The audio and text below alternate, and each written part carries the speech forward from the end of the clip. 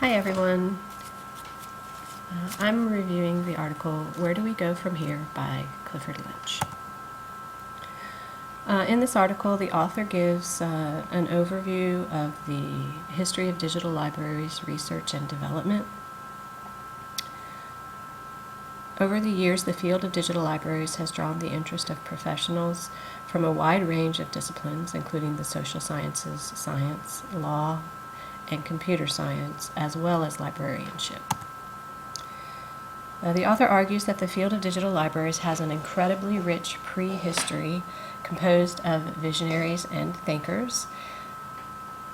He mentions H.G. Wells, who I think we're all familiar with, Paul Otlet, who was a Belgian author, entrepreneur, lawyer, and peace activist, and who is considered by many to be the father of information science.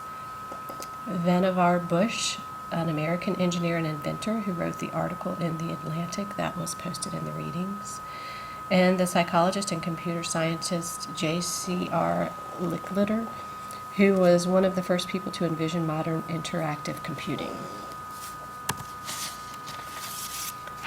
The technical and engineering basis for digital libraries also predates the 1990s, and it goes back to the 1960s. By the mid-1980s, there were commercial and research systems in place that would qualify, in at least some respects, as being early digital libraries. And the author gives the example of LexisNexis, which led the way in electronic access to legal and journalistic documents in the 1970s. The period from the mid-1990s to the mid-2000s was the heyday of digital library research and development, and the reason for this was that for the first time, substantial programmatic funding was available from major research funding agencies in the United States. The National Science Foundation, in collaboration with other agencies, established the Digital Libraries Initiative and the DLI-2. And researchers in higher education, in collaboration with other fields, developed and analyzed digital library prototypes during this time. The funding legitimized digital libraries as a field of research. And another significant result of this funding was the creation of a powerful community of interested and invested parties, which served to advance the idea of digital libraries and to educate people on the multitude of possible applications of digital libraries technology. By 2005, this large-scale programmatic funding of digital libraries research came to an end. For the most part, there are a few exceptions, like in defense, intelligence, and homeland security. But basically, research on creating digital libraries as an end in itself is over. But the community that was created remains intact and is supported by limited funding through IMLS, NSF, and other agencies.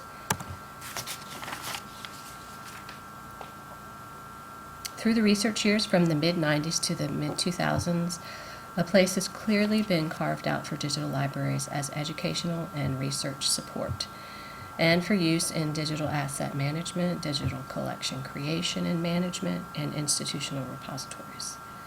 There are still many areas for potential research, and the author mentions some of these. Digital curation or preservation is a massive problem that is going to have to be addressed. Stewardship is another area for research, and this involves preservation, but also cultural, public policy, and ethical questions that go along with digital libraries. And there are numerous areas of potential research related to the historic interests of the digital library community.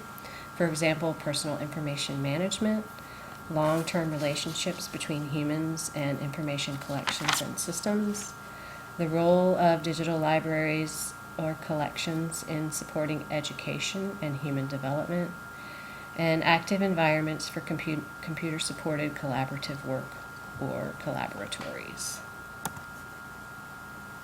And I really liked this quote. The author ends the article by predicting that the next decade will bring ubiquitous, immersive, and pervasive deployment of digital library technologies and services in the broader information and information technology landscape.